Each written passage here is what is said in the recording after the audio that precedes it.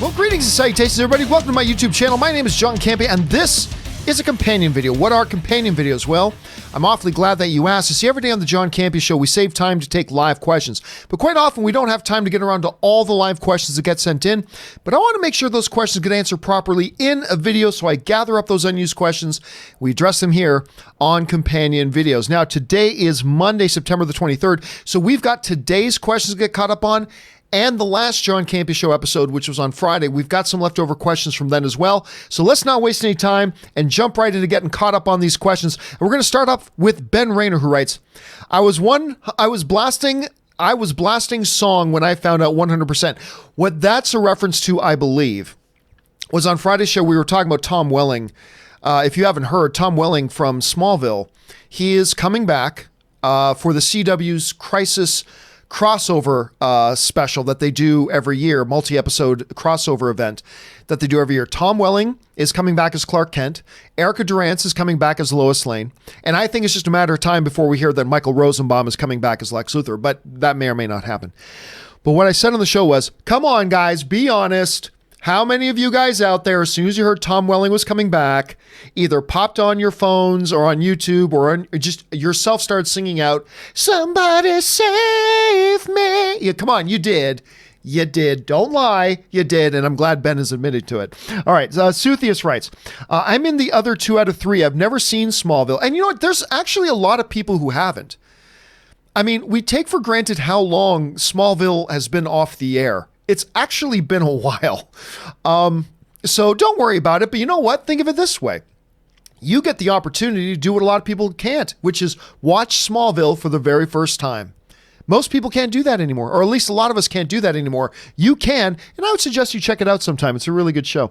Okay, Who Reacts writes, I watched 40-Year-Old Virgin nightly for a year as my go-to-sleep comfort content. Previous comfort content included Billy Madison, Back to the Future, and oddly, I know, Evolution. Really? The one with David Duchovny? That's interesting. 40-Year-Old Virgin, I've said this for a long time. It's my all-time favorite comedy. It is smart, it's got heart, and it's ripping hilarious. It is my all-time favorite comedy. My most common go-to comfort movies to fall asleep to are, oddly enough, Zoolander. And the other main one that I go to more often than not is Galaxy Quest.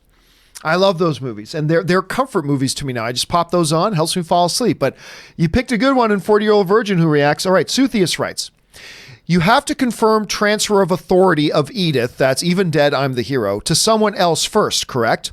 When Peter got Edith back from Beck, there was no transfer from Beck back to Peter. Minor plot hole? Am I crazy? Oh no, I think that's a minor plot hole. Now, you could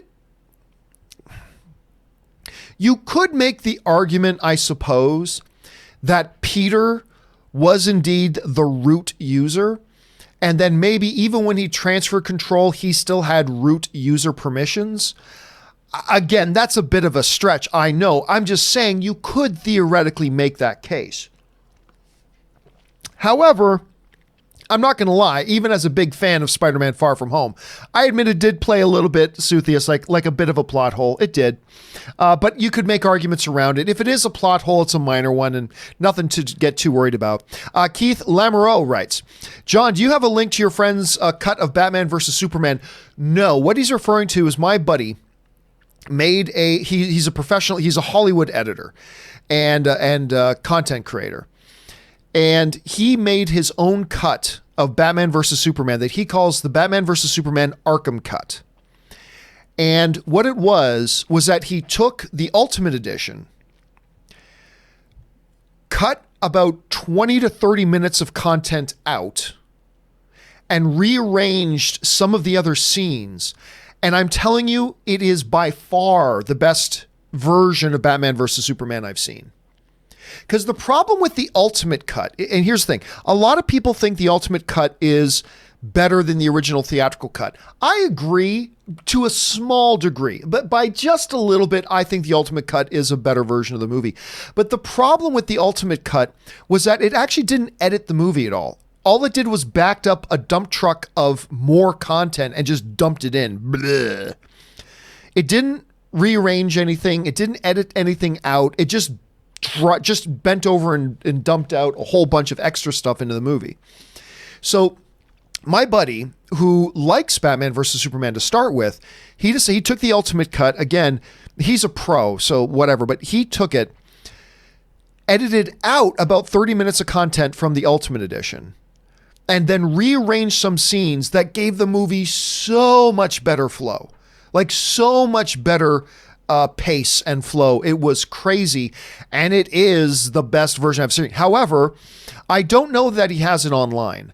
I don't even know that it would be legal. Actually, I'm fairly certain it would not be legal for him to have it online. I'm fairly certain that would get taken down pretty damn quick. But who knows? Maybe he's found a way around it. I'll check with him. I'll check with him at some point to see if such a thing exists. Because if it does, I will share the link if he gives permission. Because you guys got to see it. It's the best. Rob has seen it. I've seen it.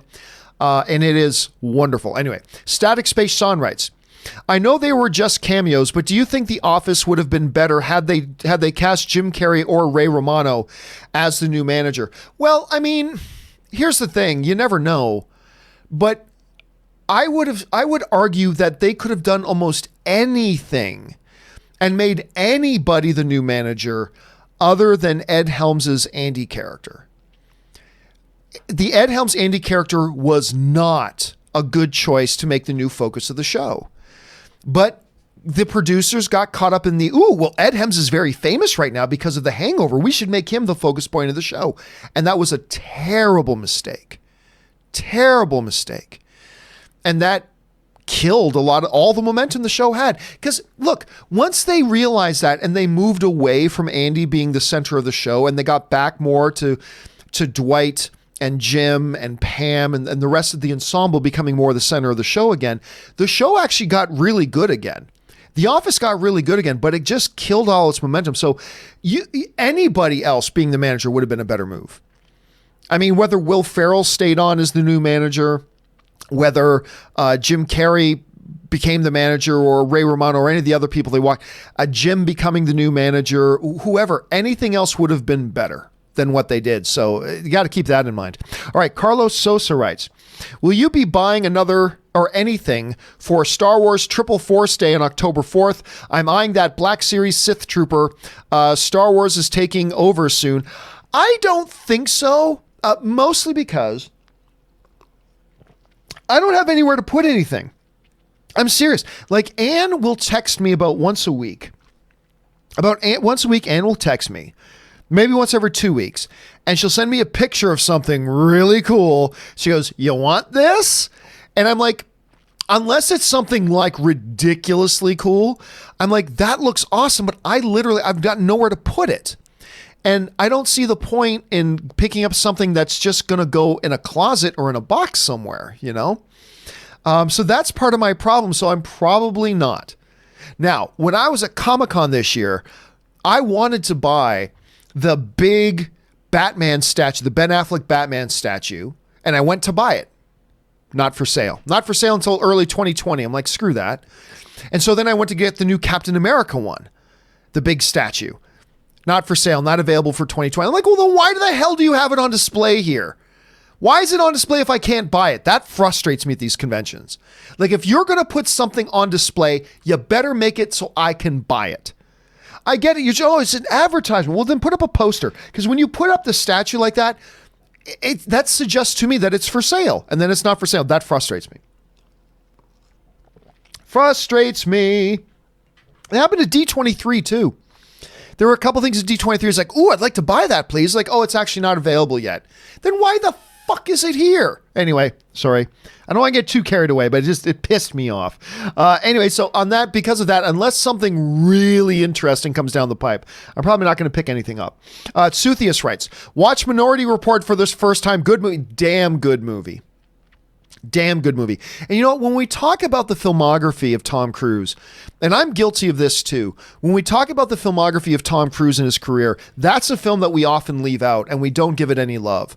And it totally deserves to get some credit and to get some love, because that's a really sharp movie. Anyway, Suthius also writes, I'm really hoping for another Star Trek movie with the current cast. Me too.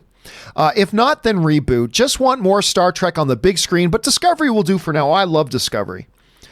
I know Rob's not a big fan. I love Star Trek Discovery. I'm a big fan of it, which is really weird considering I spent like 2 years bashing the idea of Star Trek Discovery, saying, oh, this is going to suck and blah, blah, blah. And then it came out. I'm like, oh, damn, I really like this. I got to eat crow because I really like this. But yeah, I would love to see the current, it's been a couple of years now, but the current Star Trek movie cast to come back and do another one. It's not looking good. But I would love for them to do another one. Lewis Dotson writes, have you seen Fantastic Beasts 2? I have. The scene where Johnny Depp's character is trying to sway magicians to the dark side is fantastic. It is. It is. I really like that thing. Let me see if I can find something here. I don't know if I'm going to be able to find them or not, but I hope I can.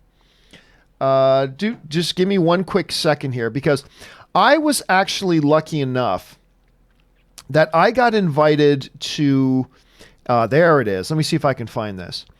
I got invited to a special screening of Crimes of Grindelwald. This was even before they did any of the press stuff. IMAX invited me and a +1 to go to this special screening of Fantastic Beasts 2. And it allowed me to bring a +1. This is a true story. So some of you might have heard me say this before. So Anne couldn't go, because she was going out of town for work. And it's like, oh, well, I only accepted going to this thing because I thought you could go. And Anne was like, well, make sure you go. I'm like, okay. But I couldn't find anybody to go with. So I hopped on, I think I got on Facebook. I said, hey, anybody who's like friends with me in real life, not just Facebook friends, but friends with me in real life, are any of you big Potterheads? Because I've got an invite to go to Fantastic Beasts 2. And I kid you not, I get an email from Olympic gold medalist Cody Miller, who's a friend of mine. And Cody writes me, and he's like, dude, because Cody lives in Indiana. And he says, dude, do you still have that +1? Because I will get on a plane and I will fly to Los Angeles to come to this screening with you. But like him and his wife, Allie, who's amazing. I love Allie. Him and Allie, they actually had a Harry Potter themed wedding. Like they are die-hard Potterheads. So Cody gets a hold of me. I should sure come on down. So the screening was Friday night. He gets on a plane Friday morning, flies out to LA. We go to the screening that night, and the next morning he crashes at my place, and the next morning he flies back out to Indiana. And that's us at the IMAX headquarters, where we got to go see the first screening of it. Had a great time. And you know what? I know there's a lot of Harry Potter fans that aren't thrilled with Fantastic Beasts 2. But I'll tell you what, I'm not a huge Harry Potter. I'm a fan of the Harry Potter movies. Not a huge fan, but I'm a fan. I quite liked Fantastic Beasts 2. I thought it was a very strong movie. I really do.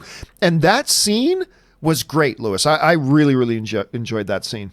Anyway, Anthony D writes, hey, John, I've been a fan since the AMC days. Thank you so much, Anthony. I know you're a sports guy. What are your favorite teams/fighters? Well, I mean, my favorite teams in no particular order. Here are my top 3 favorite teams in no particular order. The Toronto Maple Leafs, the Toronto Maple Leafs, and the Toronto Maple Leafs. So let's just get that clear. Now, I like football. The New England Patriots have been my team since Bill Parcells went and became a coach there.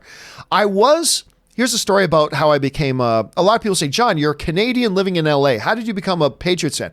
Well, it goes back to, since we didn't have an NFL team in Canada, the closest team to me was the Buffalo Bills. They were right across the border from me because I grew up in Hamilton. And it was the first year Buffalo went to the Super Bowl, and they played the Giants, and Bill Parcells was the coach of the Giants. And I'm a fan of coaches. Not a lot of people are, but I'm a fan of coaches. And I became a big fan of Bill Parcells, the coach. So I sort of started following him. And then he went to the Patriots when Drew Bledsoe was the quarterback there. And so I just kind of became a Patriots fan. And then that fateful hit where Drew Bledsoe got hit and injured and knocked out of the game. And this unknown kid got brought into the game by the name of Tom Brady. And I remember watching that game when I was a lot younger, but I remember watching that game. Tom Brady comes in, rest is history.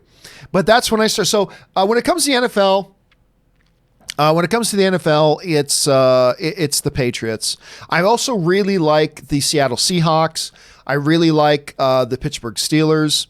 There's a number of teams I'm a fan of watching because I like their brands of football. When it comes to basketball, my all-time favorite team is the Boston Celtics, but then what my current favorite team will be, I'm not a huge basketball fan. I played a lot of basketball when I was in school, but it's whatever team LeBron's on. If he's on Cleveland, I'll follow Cleveland. If he's on the Heat, I'll follow the Heat. If he's on the Lakers, I'll follow the Lakers. So there's that. But yeah, it's Toronto Maple Leafs, Toronto Maple Leafs, Toronto Maple Leafs all day, every day.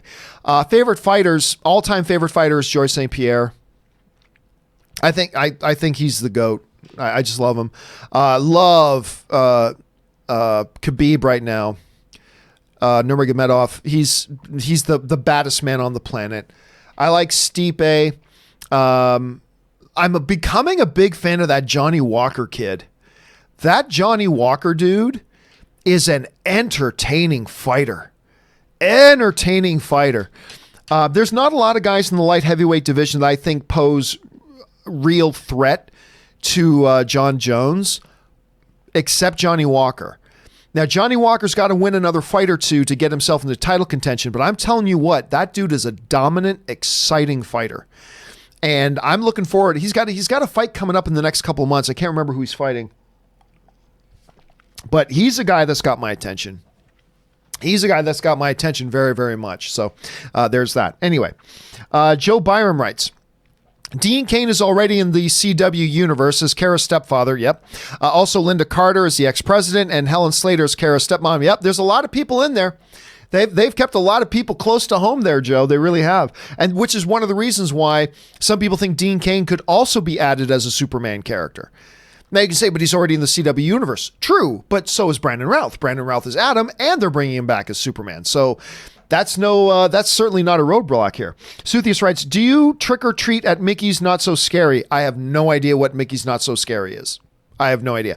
Number one, I haven't trick or treated in ages. Sometimes I've taken my friends' kids out. I've had the honor and privilege sometimes of being the one to be able to take my friends' kids out trick-or-treating, which is a lot of fun for me. But I have no idea what Mickey's Not So Scary is, so I can't. So I don't trick-or-treat, number one. Number two, I don't know what Mickey's Not So Scary is. Joe Byram writes, Erica Durance replaced the original actress who played Kara's mom on the show. Yeah, so Erica Durance was in there. I remember that was really funny seeing that. It's always good to see her, though. I really like her quite a bit. I think she's dynamite. All right, Ben Rayner writes, Aaron plays Kara's bio mom. Hell yes.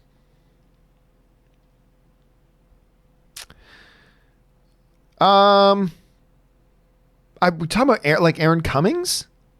Oh, you probably meant to say Erica. I'm gonna guess you meant to say Erica, and yes, you're absolutely right about that.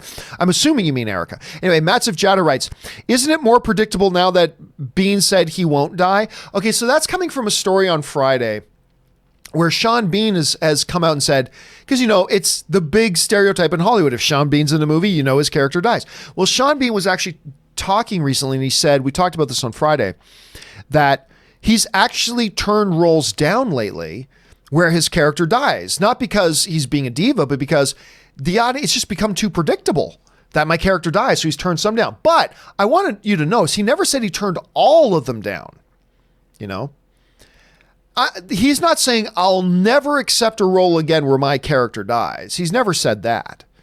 So I don't think that's what he was saying at all. Rated Row writes, first time super chat. Thank you so much, Rated. I first came across you when you were going off on Super G, probably meant Supergirl, for nerfing Superman. That's for Job and Superman. When you gave the two bird kiss at the screen. Screw you, CW. At the screen, middle fingers. I just about died. Thanks. That's entertainment. Here's the thing. Some people have asked, I do that once in a while, so mwah, like that. I actually got that that's been around for a while. That was something that Stone Cold Steve Austin did. Well, first, Stone Cold Steve Austin would always give the double effers. But I remember this one time watching, and he did the kiss on the fingers and then gave the double effers. I don't know why. I thought that was hilarious. And it's just something I've done once in a while. because I thought it was really funny. So not everybody thinks it's funny, but I always thought it has. But anyway, thanks for writing that in, Rated. I really appreciate that, dude. All right, next up, Jersey Kid writes, I didn't mean to make you feel sheepish. I meant it as a complete compliment. We love the rants, including her. She loves film as much as I'm raising her right. Oh, I remember that. So Jersey Kid, I think this was Jersey Kid who was mentioning that he was watching the show with his daughter when I went off on my whole, the movie theaters are looking at least Regal and Cineplex, Regal and Cinemark are looking at adding more commercial time into the start time of the movie, to which I just lost it. But it made me feel bad when he said he was watching it with his daughter, because I'm like, ooh, because look, I don't mean, every once in a while I'll use profanity. I don't mean to not, and I don't mean to. I don't have a rule for myself, don't swear on the show, but I don't go out of my way to try to swear. But with that rant, it got pretty heated. And I felt bad because, and Jersey Kid totally didn't mean it this way, but I mean, there are people in high school, college, working professionals, parents, grandparents, everybody across every age range watch the John Campea Show. And I sometimes forget that there are dudes and women who will watch my show with their kids. And I got to keep that in mind. Now, I never make a promise, and I will never make a rule that I will never, ever swear on my show. But I mean, at the same time, I want to be aware of that. So I felt bad. And I know you weren't trying to make me feel bad. I know you weren't trying. I know you meant it as a compliment. It's just that I'm so aware of the fact that, I got to be careful with that. But anyway, thanks for saying that in, Jersey. All right. Rated Row follows up and writes, rumor of CW looking for new show. Do you think with Tom Welling being introduced back in CW, he is working on a new show? Why come back as Soups? Your thoughts? No, I don't think so. Just because he's coming back to do this CW thing doesn't mean anything. Why come back? Why not? It's a big crossover event. They're getting Brandon Routh in doing it. They're getting the voice of Batman from the animated series in doing it. It's just a fun thing to do. Why not? He was just back on TV in Lucifer a season and a half ago. He had there's a big season run character story arc with him as Kane, he was great in, by the way. So why not? Why not do it? I think just because he's doing this doesn't mean they're automatically doing another show. I wouldn't even look. It doesn't mean it's impossible. Of course, it's not impossible. But do I think that that's any sort of indication that that's what they're doing? No, I don't think so.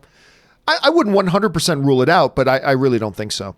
Anyway, Tom Kierstead writes, Supergirl will kick all three Superman's butts, maybe. Here's the thing, though. I don't know that Tom Welling comes back and they say, we're just going to have Superman or Supergirl kick your ass. I don't think he would come back for that. So I'm going to guess they're not. If they do, man, I don't know. You're going to see an awfully profanity-laced John Campea Show episode if they do that. Suthius writes, we performed Hey Pachuco from The Mask and Band. Really? We were talking about The Mask last week.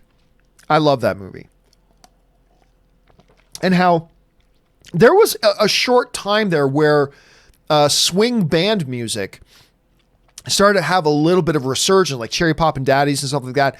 And I personally credit to The Mask. Because there's this great song and dance number called Hey Pachuco. At least I think that's the name of it. Hey Pachuco. It was great that, and Jim Carrey's mask starts dancing with Cameron Diaz, and it's an amazing scene. And that would be cool if you got to do that in band class. I wish my band class had done that. All right, Lewis Dotson writes, party game. Someone names an actor or movie. The next person has to name another actor in the movie or another movie that actor was in. Keeps going until everybody has 3 strikes. No repeats or actors. I've played that game before. That's a fun game. That is a fun game. We should play it sometime on the John Campea Show just for shits and giggles. We should give that a shot. It is a fun game. It's an easy game until you take in that last rule. No repeats.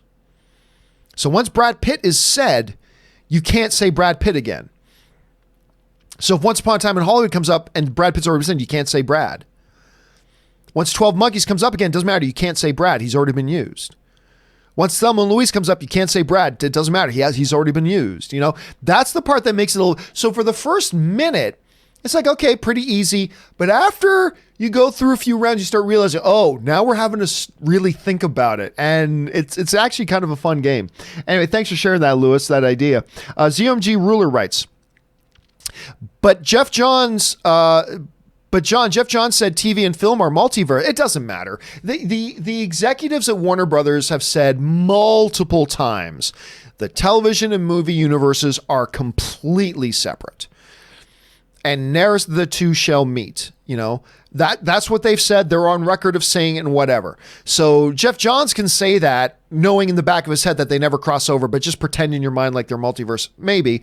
And hey, listen, just because Warner Brothers said that at one time doesn't mean they can't change their mind later. I mean, after Indiana Jones 3, George Lucas said they're never going to make another Indiana Jones movie.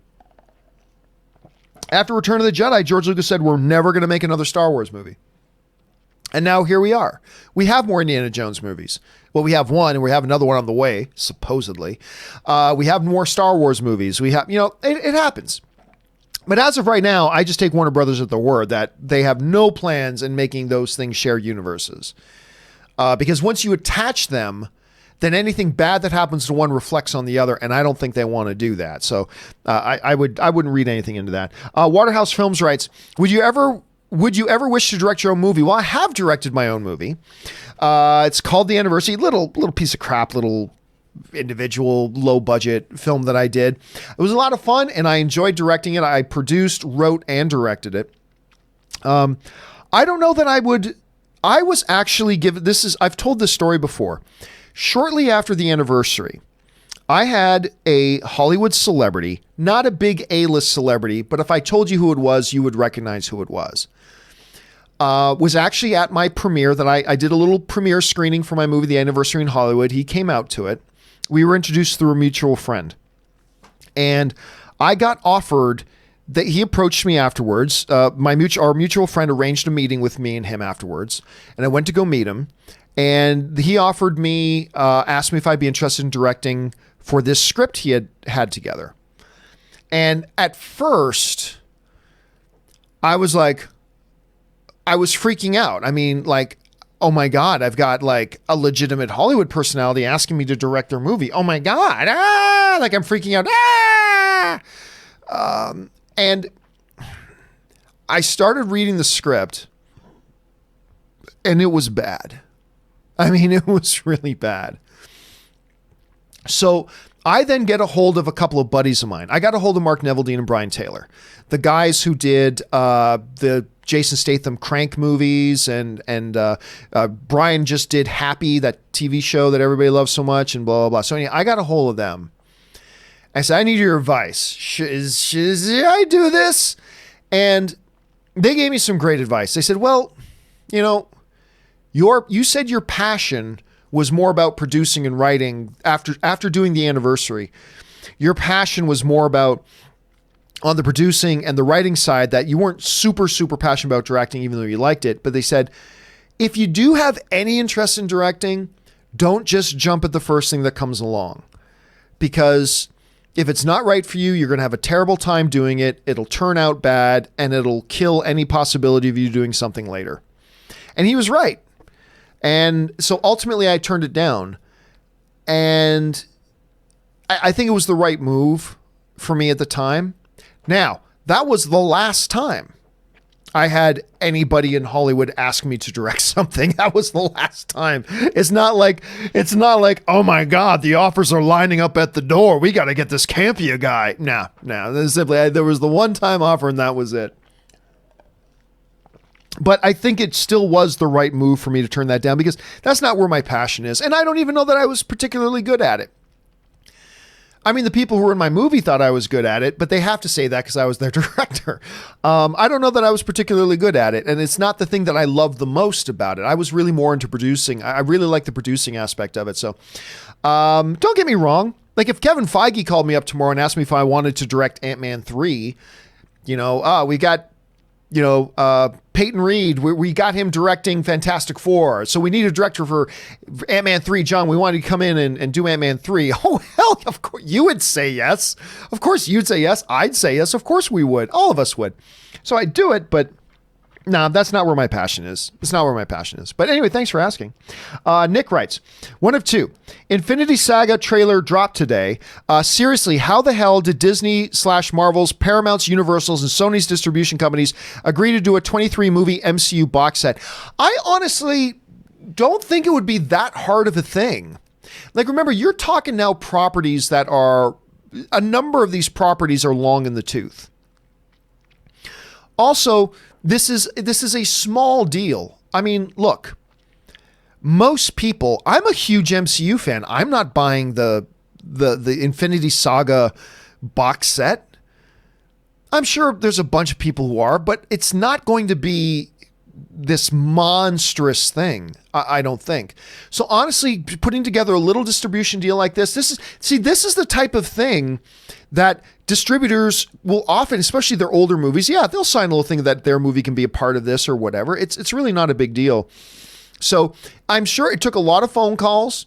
It took a lot of meetings, but ultimately a deal like this, just for a box set for a home video release, I honestly don't think that was probably the biggest mountain that any of these guys had to climb this year. I think there were probably much bigger mountains they all had to climb. So when it's all said and done, it probably wasn't that big of a thing. Although on its surface, it does seem like a lot. There are a lot of players involved, but ultimately, it's just a home release for a special little video package. It's not going to be the number one seller. Most people are going to buy the MCU movies that they want to buy instead of buying like a 22, 23 package deal. So I really don't think it was that big of a deal. Click My Vid writes, Lady Night referring to Gwendolyn Christie's dress. That came in earlier. So something about Lady Night. I have no idea what that means. But is that what Gwendolyn Christie named her dress? Again, I didn't watch the Emmys. I just read the results. So thank you for clarifying that, Click My Vid, because that caused a little bit of confusion earlier. Coolsome XD writes, saw Ad Astra today. Loved it. The marketing in the UK sucked, so I wouldn't have known it existed if not for you. Well, I'm glad that, look, I was not a fan of the movie, but there are other people who do, and I celebrate it. I always celebrate it if somebody goes to a movie and has a good time, whether it's a movie I like or not. I think that's awesome. If you go to a movie and have a good time, that's something to celebrate. A fellow film fan went to the movies and had a good time. That's a win. And so even though I'm not personally a fan of Ad Astra, I'm glad you liked it and I'm glad you heard about it through us. So that's always nice to hear. Thank you for sharing that, Coolsome XD.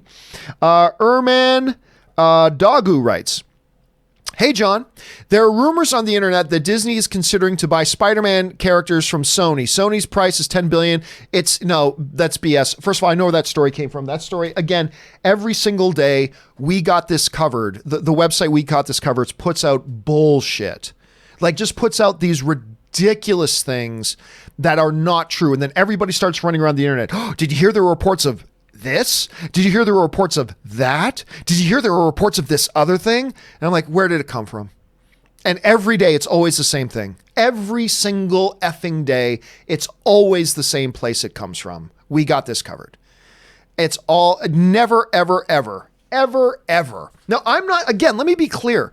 I'm not saying We Got This Covered isn't a fantastic site that doesn't have fantastic, entertaining editorials and points of views and articles and stuff like that. I'm not saying that it's not fantastic. I'm just saying never, ever come to me with a scoop, a special report that comes from them, because it's never real. It's never true. And in the once in a blue moon, when it is, like a broken clock is correct twice a day, their success rate is so unfathomably low. I never want to hear it. So never, ever, ever take anything that gets originated from We Got This Covered or from Cosmic Book News. Not to be confused with Comic Book News. Anything that comes from Cosmic Book News. Never come to me with anything from that BS stuff. Guys, remember, it was these sites that were reporting days before D23, and everybody believed it, and everybody ran with it.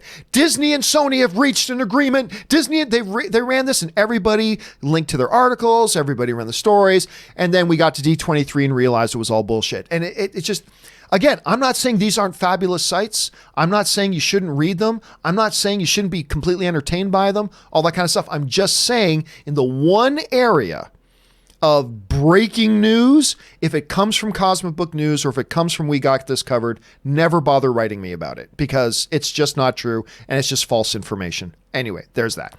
Coolsome XD writes, I meant try Deadly Premonition on Switch yesterday. I'm guessing you wrote in a recommendation and probably misspelled something. So Deadly Premonition on Switch. We were just playing Nintendo Switch last night. We had a bunch of us sitting around playing Mario Kart and Mario Party, having a good time. Bunch of adults playing Mario Party and Mario Kart. Screw you. We have a good time playing those games. All right. Quinn Allfather 69 writes, Peggy Sue Gets Married, time travel done right. I'm not the biggest fan of Peggy Sue Got Married. It's probably the most, outside of Romancing or War of the Roses, it's probably the most well-known, what's Turner's first name? Kathleen Turner's, Nicolas Cage is in that movie too, by the way. It's probably her most well-known movie. I know some people that are quite good fans. I'm not the biggest fan of Peggy Sue Got Married, to be honest with you. To be sure, I'm not the biggest fan. Girls at a high school reunion, wakes up and she's actually back in high school. One of those sorts of things. Nah, not the best one for me. But hey, you're not alone, Quinfall. I know some people that really do quite like that film as well. Travis Yock writes, who's the greater hero in Return of the King, Sam or Frodo? I don't know. Look, a lot of people will point out that Sam doesn't get the credit he deserves. He is truly a hero in those movies, particularly Return of the King, but he didn't have to bear the weight of the ring and try to resist its influence and struggle under the burden of it. Frodo did. And in the midst of Frodo doing that, Sam did some very heroic things. And, the quest of Return of the King can't come to completion and success if it's not for Sam. But but bottom line, though, is Frodo is the hero. Just the fact that he had to bear the burden of the ring that whole time, that I think makes it pretty clearly he's the hero. It really is. And we look past that a lot, and we talk about Sam a lot, and we should. But I think at the end of the day, Frodo's the hero. Okay. Christopher James writes, just curious, how would you react if the movie you made, The Anniversary, was received by most critics as either the best or worst movie ever made? First of all, minus a tiny little independently made little film, it wouldn't be counted. First of all, if critics wanted to count my film amongst Hollywood produced films, even if I was put dead last, that is a huge honor. But mine is the type of film that would never be on a list. It doesn't even qualify to be on that list, either best or worst. But if it were, best movie ever made? First, I think they're crazy. Look, I know what my movie is. My movie was a passion project that I wanted to make a movie. Partially because everybody says they want to make a movie and nobody does anything about it. I'm one of these people that I don't just say I want to do something. I actually try to do it. And so I did it. I gathered some money together. I raised some funds. I got the right people together and I made my own little movie. And I did it because, number one, I just wanted to do it. And number two, as somebody who's a film pundit, I wanted to have a greater appreciation for what it is that filmmakers actually do and what they go through. And that maybe on a small scale, I can appreciate what it is that they do a little bit better because I've done it and tried to do it myself. And that's what my movie is. And I'm very proud of it. I am very proud of it. But at the same time, I don't have delusions of grandeur, When it comes to comparing it to real movies that are made by real filmmakers, be they indie or studio system or whatever, and my movie's a little piece of crap. I know that. Goodness, I don't have delusions of grandeur. I know what it is. But I'm extremely proud of it because as somebody who's not a filmmaker, I guess by some definitions, maybe I am because I've made a film, but by any real definition, as somebody who's not a filmmaker, I'm very proud of it. A guy who's not a filmmaker just gathered together because other people say they're going to do something and they never do it. I was very proud that I did it. and I made it, and I sit back and I watch it once in a while. About once a year, I'll put on my own movie and watch it, and I'll smile and I'll giggle and I'll have a good time watching it. And I'm very, very proud of it.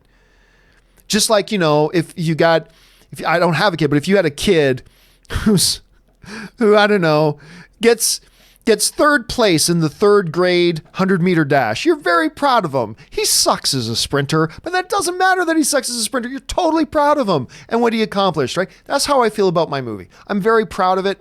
I'm proud that I did it. I'm proud that I made it. I enjoy it for what it is, but I don't have delusions of grandeur. So, it is what it is. Coolsome XD writes, a person is smart, people are dumb. Oh, I can already hear the voice in which it's person is smart, people are dumb.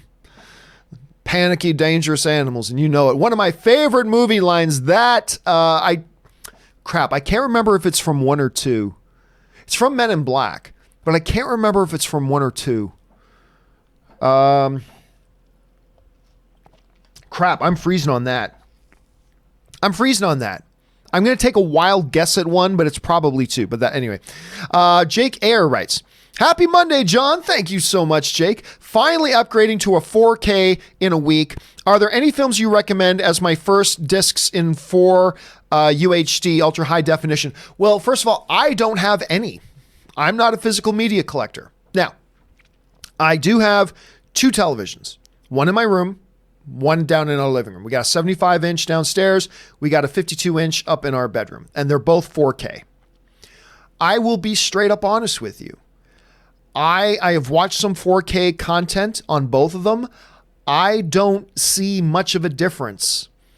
And my cinephile friends become agog and aghast whenever I say that. But it's true. I don't see much of a difference. Now, look, you can look online into the articles about it. The science of it is, unless you're sitting relatively close, your eye can't even perceive the difference. And the further away from a TV you get, the less and less of that difference you'll perceive. Now, in my living room, I'm actually sitting quite a distance away from the television in my living room because it's above the fireplace. Our sofas and everything it's a fairly large living room, so we're a good distance away from it. So down there, I really can't see the difference between an HD movie and a 4K version of it. I really can't. Maybe if I got a lot closer and looked at it, I would be able to see it. Then in my bedroom, like my head's against the wall over here, the TV's against the wall over there. I honestly haven't seen or noticed much of a difference in that aspect either. So so on so many levels, I'm the wrong guy to ask. I really don't think there's that much of a difference. Don't get me wrong. I'm glad I've got the 4K TVs, they look fantastic, but I'm not seeing a ton of difference. And as somebody who doesn't collect physical media, I can't be the one to recommend which discs you could pick up. It's too bad Robert Meyer Burnett's not here right now, because Robert would be the first. Robert, loves his physical media. Robert would have a big laundry list of stuff that you should check out first. But I unfortunately have no recommendations to give off the top of my head. Sorry about that, dude. All right. And the final question today, and then we are all cut up, comes to us from Carlos Sosa, who writes, hey, John. I grew up watching Disney Channel original movies from the 1990s and early 2000s. Makes my childhood heart happy that they will be on Disney Plus. Yeah, I heard that, which is good. Now, I never watched anything as a kid on the Disney channels or anything like that. I never saw any of that stuff, so I don't have the same nostalgia you do. But oh my God, listen, we talked about it on the show last week. As the full list came out, you guys might remember me and Chris going over these. The full list came out of all the movies and TV shows that Disney Plus is launching with, and it is a lot bigger of a library than I was anticipating, including a lot of this content, Carlos, which made a lot of people happy. And that's great. I mean, I'm glad there's going to be so much content there because, I was under the impression that Disney Plus wasn't going to be launching with much. And quite frankly, I didn't care about anything else. I was going to get Disney Plus just so I could watch The Mandalorian. I really didn't care about, I really wasn't expecting to have much else. But I'll tell you what, dude, as I started reading through that list of all these movies and old shows and everything that's going to be on, I'm like, you know what? Damn, even if it didn't have The Mandalorian, I would probably be signing up for this service. Even without The Mandalorian, I'd be signing up for it. And it's impressive looking. I'm really happy for folks like you who did watch that stuff when you were younger, that you're going to get to have that stuff out of the gate too. And that's awesome, man. All right, guys, that'll do it for this installment of the companion videos. We are now all caught up. Thank you to everybody who sent in questions, not just because you gave us great fun things to talk about, but also because you supported the channel while you were doing it. And me, Robert, Aaron, Chris, Ray, Jonathan, we all thank you for that very deeply. Don't forget, guys, the John Campea Show returns tomorrow. Me, Robert Meyer Burnett, and we've got Chris Carr is going to be on tomorrow. Normally, Aaron Cummings is on Tuesday, but she's got to be at the studio shooting her episode of Lucifer tomorrow. So I'm so jealous. Anyway, so it's going to be me, Chris, and Robert Meyer Burnett tomorrow. Make sure you guys come back. We're already working on some really cool stuff to talk about for then. Make sure you guys join us as well. That will do it for me, guys. Thanks so much for being here. My name is John Campea, and until next time, bye-bye.